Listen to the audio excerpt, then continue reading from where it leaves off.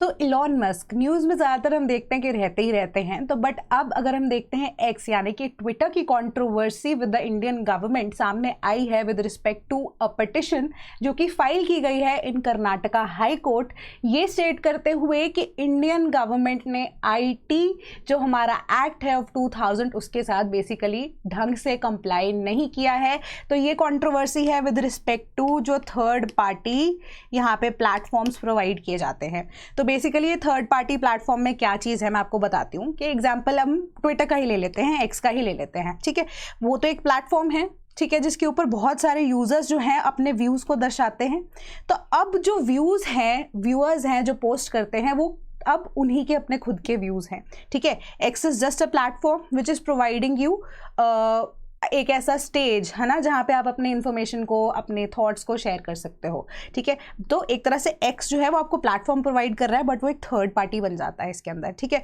तो अब जो व्यूज़ है वो solely of the person who is posting it है। तो अब वो व्यूज़ कैसे हो सकते हैं, कैसे भी हो सकता है, तो उसके लिए एक्स सोनली रिस्पॉन्सिबल नहीं भी हो सकता है, हो भी सकता है, it can go either ways, है ना। बट हमारे जो अब लॉ के अंदर दोनों ही चीज़ें यहाँ पे होती हैं या लिखी गई हैं या बताई गई हैं जिसके ऊपर यहाँ पे डिस्प्यूट है। एक पहली चीज़ तो यहाँ पे ये निकल सकती है कि आप जो व्यूअर है इसी को यहाँ से ब्लॉक कर लीजिए, ब्लॉक कर दीजिए एज इन कि एक्स से ही ब्लॉक कर दीजिए, एंड उसके ऊपर जो भी आपको केस चलाना है वो चला सकते हैं, ठीक है। उनकी रिस्पॉन्सिबिलिटी, उनकी अकाउंटेबिलिटी हेल्ड कर सकते हैं। दूसरी चीज़ ये है कि जो गवर्नमेंट है वो अब एक्स को बोलेगी कि इसका जितना भी अब आप पोस्ट है या अकाउंट है उसको डिलीट कर दीजिए, ठीक है। तो ये दो अलग अलग सिचुएशंस हैं।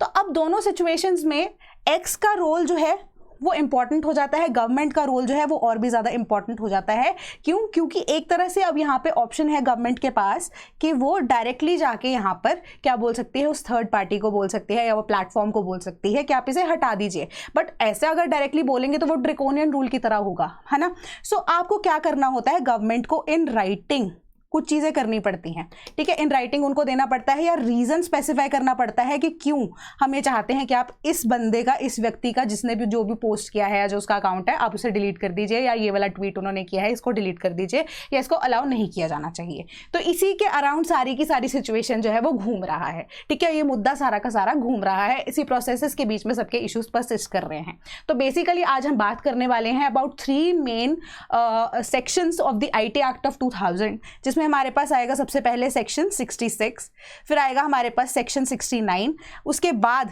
हमारे पास आएगा सेक्शन 79, ठीक है। तो इन तीनों के बारे में यहाँ पे डिस्कस करेंगे। ओवरव्यू मैंने आपको दे दिया है, नेक्स्ट स्लाइड पे चल के देखते हैं कि why it is in news या कॉन्टेक्स्ट क्या है। बेसिकली 17 मार्च 2025 को ट्विटर ने फाइल की कंप्लेंट या पिटिशन, ठीक है, इन कर्नाटका हाई कोर्ट। उन्होंने किसके अगेंस्ट किया है, इंडियन गवर्नमेंट के, कि उन्होंने section 79 clause 3 sub clause B को यूज कर लिया है डायरेक्टली आईटी एक्ट 2000 के, एंड साथ में उन्होंने ये अलेज किया, उनके ऊपर ये आरोप लगाया सरकार के ऊपर कि वो एक unlawful parallel content blocking regime को यहाँ पे जन्म दे रहे हैं। क्यों? क्योंकि वो बाईपास कर रहे हैं सेक्शन 69 के जो सेफ गार्ड्स हैं।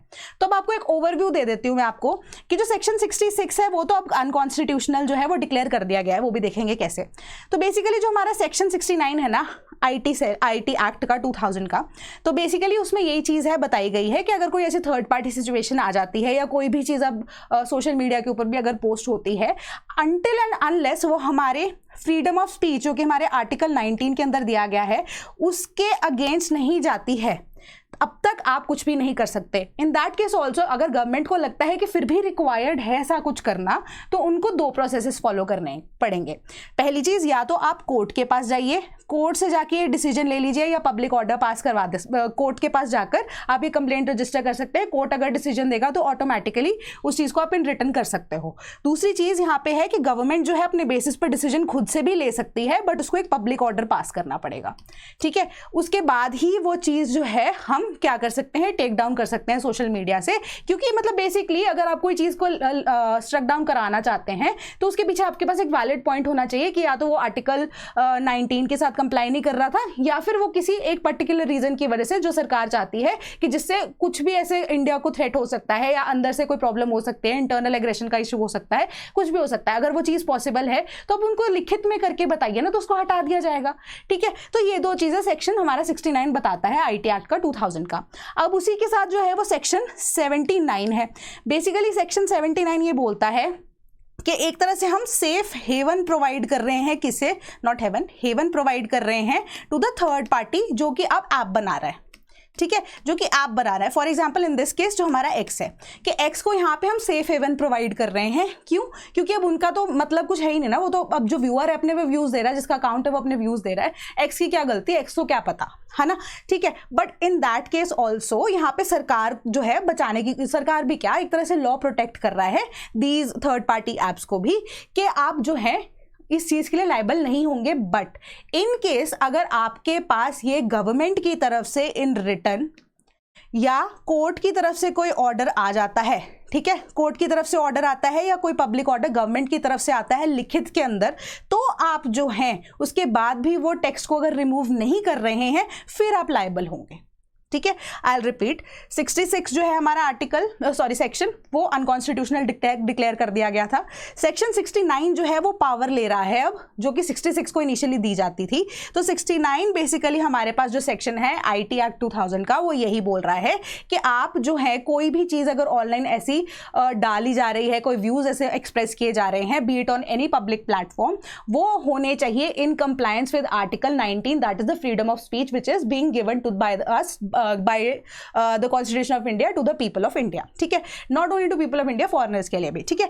तो उसको कंप्लाई करना पड़ेगा, ठीक है, पहली चीज। अगर वो कंप्लाई नहीं कर रहा है तो सरकार को यहाँ पे या तो दो ऑप्शंस है सरकार के पास, या तो वो पब्लिक ऑर्डर पास करे, ठीक है, या फिर वो कोर्ट के पास जाकर इन रिटर्न ये चीज बोले कि ये चीज जो उन्होंने पोस्ट की है इसका ये रेपरकशन हो सकता है। अगर कोर्ट को ये लगता है कि ये चीज जो सरकार बोल रही है वो सही है, तो जाकर उस व्यक्ति को डायरेक्टली लायबल आप ठहरा सकते हैं, एंड उसके बाद वो चीज जो मैटर है वो चलता रहेगा कोर्ट के अंदर। अब दूसरा ऑप्शन आता है कि या तो आप ट्विटर के पास जाएं, ठीक है, कि ट्विटर को डायरेक्टली जाके बोलें कि आप इस चीज़ को रिमूव कीजिए, ठीक है। बट अब सरकार जो है वो डायरेक्टली ट्विटर को यहाँ पे टारगेट ना करे, या कोई भी गवर्नमेंट जो है वो अब ट्विटर को या कोई भी ऐसे प्लेटफॉर्म को टारगेट ना करे, ठीक है। तो इंडिया के अंदर सेक्शन 79 उनको सेफ हेवन प्रोवाइड करता है। तो अब यही सेक्शन जो है 79, इसके अंदर एक प्रोविजन ऐसी और डाल दी गई है कि जिस बेसिस पे आपको सेफ हेवन तो हम प्रोवाइड करेंगे, बट अगर हमें भी ये चीज़ रीजनेबल लग रही है कि आपके व्यूज़ हमें हटा देने चाहिए या किसी और के व्यूज़ जो है वो हटाने चाहिए थर्ड पार्टी के पास, सिंस उनके पास ये ऑथराइजेशन है कि उस व्यक्ति का वो अकाउंट डिलीट कर सकते हैं ना, तो इन दैट केस ऑल्सो आप जो है क्या करेंगे, आप उसको रिमूव करेंगे। अगर या तो सरकार आपको बोलती है पब्लिक ऑर्डर पास करने के बाद, या फिर कोर्ट का आपके पास ऑर्डर आता है, तभी आप उसको रिमूव कर सकते हैं, ठीक है, सेफ हेवन तभी आपको मिलेगा। बट अगर आप उस चीज से भी कंप्लाई नहीं करते हैं तो फिर आपको section 79 clause 3 sub clause B के बेसिस पे दोषी भी ठहराया जा सकता है, ठीक है। तो इस केस में अब एक्स ने यानी कि ट्विटर ने यही चीज बोली है कि अब डायरेक्टली पहले 69 को हम यूज नहीं कर रहे हैं सेक्शन को, सरकार 69 सेक्शन को यूज ही नहीं कर रही है, वो डायरेक्टली अब जो 79 क्लॉज 3 सब क्लॉज बी को यूज कर रही है। यानी कि first step, second step, third step जो होना चाहिए था, सरकार फर्स्ट और सेकंड को अवॉइड करने के बाद सीधा थर्ड स्टेप पे आ रही है, ठीक है, कि ये दोनों चीजों को यहाँ पे दैट इज हमारा 69 एंड 79 को यूज किए बगैर directly 79 clause 3 sub clause B पे जा रही है। तो ये इनका कहना है।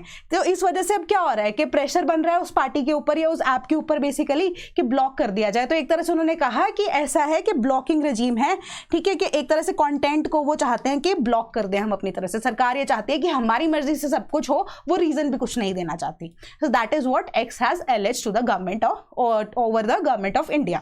तो बेसिकली मैं आपको बता चुकी हूँ कि ओवरव्यू क्या है, कि सेक्शन जो हमारा 79 है बेसिकली वो सेफ हार्बर प्रोवाइड करता है। सेक्शन 79 हमारा जो सब सेक्शन 3 है उसका भी अब सब सेक्शन बी है वो भी ये प्रोवाइड कर रहा है, जो प्रोविजन है वो रिमूव करता है protection of intermediaries like X, अगर वो फेल कर जाते हैं to remove the unlawful content upon the government notification also, या विदाउट मैंडेटिंग जुडिशियल ओवरसाइट, जो कि अब सेक्शन 69A हमें दे रहा है, ठीक है। तो अब सेक्शन 69A हमें ऑटोमेटिकली यही बोलता है कि कंटेंट को हम ब्लॉक कर सकते हैं नेशनल सिक्योरिटी के पर्पज से या पब्लिक ऑर्डर की वजह से, एंड ये रिव्यू प्रोसेस जो है वो या तो राइटिंग में होना चाहिए या अलाइन करना चाहिए with that of article 19 sub clause 2, and restrictions जो कि हमें दी गई हैं फ्रीडम ऑफ स्पीच के बेसिस पे, या तो सॉवरेनिटी, सिक्योरिटी, पब्लिक ऑर्डर को यहाँ पर अगर थ्रेट होता है, या इन दैट केस ऑल्सो अगर हम देखें हमारा जो friendly relations with foreign states है, ये अगर कंसर्न में आता है पब्लिक ऑर्डर, डिसेंसी, मोरालिटी, या और in relation to the contempt of court या डेफर्मेशन या इंसाइटमेंट टू एन ऑफेंस हो,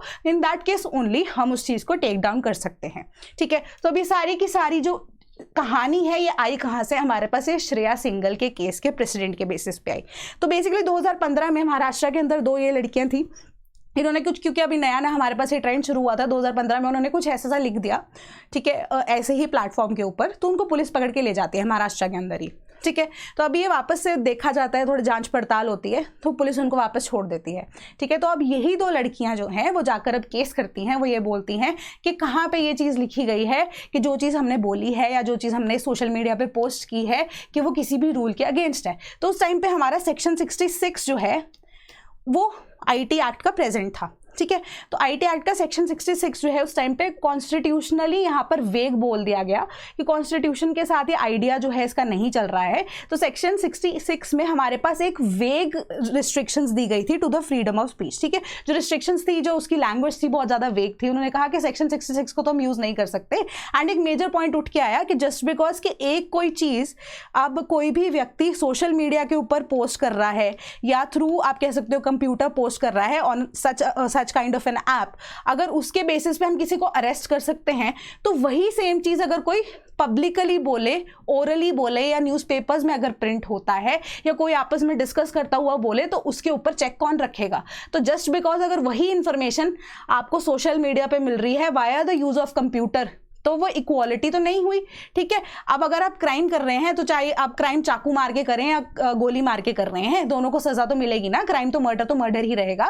तो सिमिलर तरीके से जस्ट बिकॉज आपने कोई एक इन्फॉर्मेशन वाया कंप्यूटर या सोशल मीडिया पे आपने अपडेट कर दी है, तो उन्हें यहाँ पर क्यों दंड दिया जा रहा है, वेरएज वही सेम चीज़ अगर न्यूज़पेपर में ओरली कोई किसी को बोल रहा है तो उसको यहाँ पे लाइबल क्यों नहीं ठहराया जा रहा, ठीक है। तो ये चीज़ को क्वेश्चन यहाँ पर किया गया कि आप कैसे इस चीज़ को डिसाइड करोगे कि क्या चीज़ सही है या गलत है।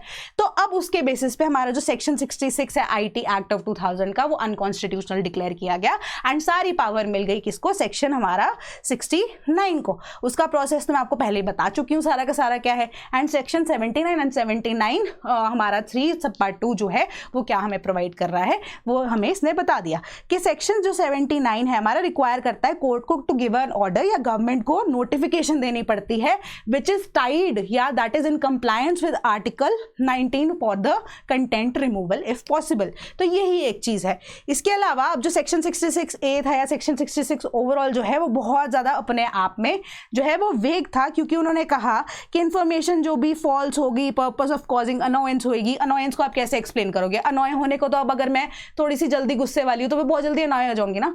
तो अनोयंस को आप कैसे यहाँ पर डिफाइन करेंगे वो नहीं पता। इनकन्वीनियंस को आप कैसे डिफाइन करेंगे वो नहीं पता, ठीक है। डेंजर, ऑब्स्ट्रक्शन, इंसल्ट क्या होती है? कुछ तो एक होता है ना कि किसी को कंस्ट्रक्टिव क्रिटिसाइज करना, तो वो सामने वाले को इंसल्ट लग जाती है, तो ठीक है। तो वो चीज़ आप इंसल्ट में कैसे काउंट करेंगे, कैसे एक्सप्लेन करेंगे कि इंसल्ट क्या होती है? इंजरी आप कैसे एक्सप्लेन कर देंगे यहाँ पे?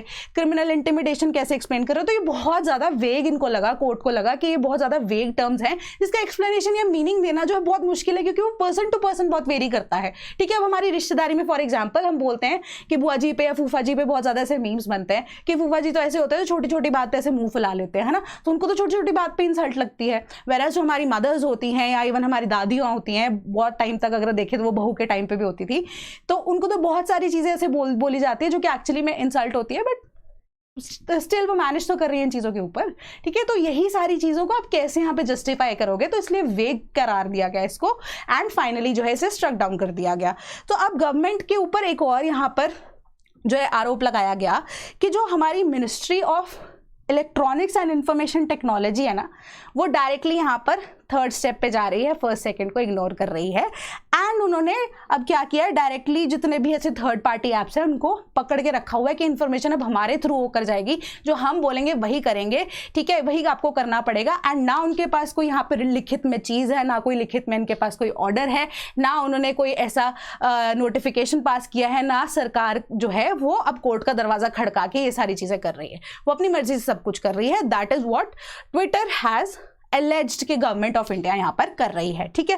एंड यहाँ पे डायरेक्टली उन्होंने क्या किया कि डायरेक्टिव एम्पावरिंग मिनिस्ट्री, स्टेट्स या पुलिस को जो है वो इशू कर दिए हैं कि आपके पास पावर है कि आप ब्लॉकिंग ऑर्डर्स लेकर आ सकते हैं, ब्लॉकिंग ऑर्डर्स आप जारी कर सकते हैं। एंड उन्होंने टोटली बाईपास कर दिया है सेक्शन 69 का प्रोसेस, जो कि अब क्या कह रहा था कि इन कंप्लायंस विद आर्टिकल 19 हमारा होना चाहिए। तो उनका ये आरोप है। आफ्टर दैट उन्होंने बोला कि मिनिस्ट्री ऑफ हमारी जो टेक्नोलॉजी है, इंफॉर्मेशन टेक्नोलॉजी, उन्होंने एक सहयोग पोर्टल को और यहाँ पे लागू कर दिया 2024 में अक्टूबर में, ठीक है, जो ये चीज़ कहते हैं कि अथॉरिटीज़ को ना अब ये राइट दे दिया कि आप अपलोड कर सकते हैं बहुत सारी ऐसी इंफॉर्मेशन जो कि अब ब्लॉकिंग ऑर्डर्स जो है वो प्रोवाइड करेगा directly under section 79 clause 3 sub clause B, ठीक है। तो आप मतलब वही थर्ड पॉइंट को या थर्ड स्टेप को डायरेक्टली फॉलो करते जा रहे हैं। तो इसको हमने या एक्स ने आप बेसिकली कह सकते हैं एक सेंसरशिप पोर्टल की तरह जो है वो रख दिया है। एंड उन्होंने कहा कि हमें प्रोटेक्शन चाहिए from coercion to join it, कि अगर आपको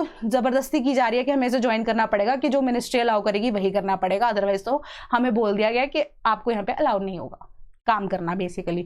तो अब उन्होंने कहा है कि बेसिक आइडिया क्या है कि फ्रीडम ऑफ स्पीच जो है वो यहाँ पे इंडिया की भी एंड जो ऐसी थर्ड पार्टी एप्स प्रोवाइड करना चाहते हैं at a global level, at an international level, वो यहाँ पर जो है जनता की रोकी जा रही है, मीडिया को यहाँ पर अपना काम करने से रोका जा रहा है। देन अब ग्रॉक भी कंट्रोवर्सी में है।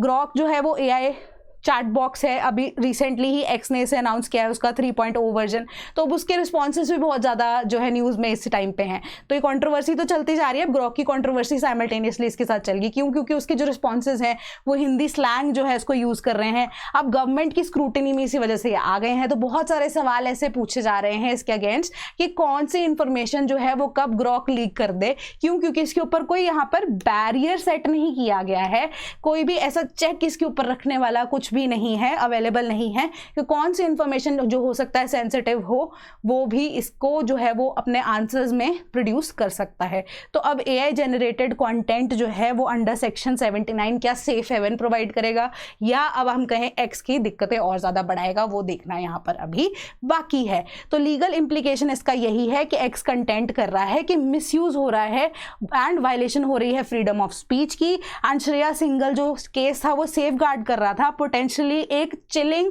ऑनलाइन एक्सप्रेशन एंड उसका इफेक्ट जो है वो एक्स का बिजनेस के ऊपर आ रहा है एंड मॉडल जो कि रिलाई कर रहा है किसके ऊपर, लॉफुल कंटेंट शेयरिंग के ऊपर। That is what X believes and उन्होंने अपना कैसे ये केस प्रेजेंट किया है, that is what it is, directly उन्होंने ये बताया। तो अभी केस जो है उसका डिसीजन फाइनल अपकमिंग है, उसके ऊपर भी आपको थोड़ा बहुत बताते रहूंगी। तो बेसिक सा एक आइडिया मैं आपको बता रही थी। सो इन केस आपको जो ब्रॉडर कॉन्टेक्स्ट जानना हो तो वो अब पुराने टाइम से कहानी चल रही है, ठीक है, कि 2022 में एक्स के ऊपर केस हुआ था इन दैट केस, जिसमें उनको 50 लाख का फाइन भी हुआ था, हारे थे वो केस को। तो वो ऑनगोइंग फ्रिक्शन जो है वो नजर आ रही है उसकी इंडिया के साथ, इंडिया के डिजिटल सेंसरशिप रिजीम के साथ, right. So in case if you preparing for Punjab PCS and आपका पेपर तो है आने वाला है, बट मोस्ट प्रोबेबली हमें लगता है कि पेपर शायद डिले हो जाएगा, बट अगेन फाइनल में नहीं आपको बता सकती। So you can approach us, we'll be here to help you। तो आपको डायरेक्टली यहाँ पे फाउंडेशन बैच 2 की इन्फॉर्मेशन मैं आपको दे रही हूँ, जहाँ पे आपको टॉपिक वाइज लेक्चर्स दिए जाएंगे with the syllabus which is overlapping with UPSC and along with that Punjab GK के content video lectures along with that of PDFs। आपको टेस्ट दिए जा रहे हैं यहाँ पे सिंस माइंडेड, ये जो बैच है हमारा वो GS के लिए ही है, बट आपके जो टेस्ट होंगे वो 21 टेस्ट होंगे, जिसमें से 10 टेस्ट जो हैं वो GS के हैं, 10 CSAT के हैं, एक टेस्ट है जो आपका पंजाब या इनफैक्ट ओवरऑल इको सर्वे या बजट के साथ डील करेगा।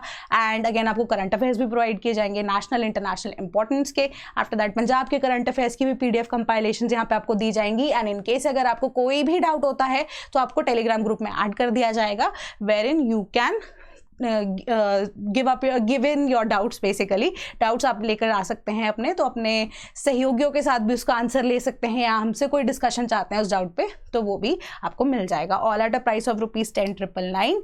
एंड कोई भी अगर क्वेरी है रिगार्डिंग दिस बैच तो आप हमें कॉल भी कर सकते हैं 1800-890-3043, या आप हमें मेल भी कर सकते हैं sleepy.classes@gmail.com पे। So that was all from my side today, thank you so much.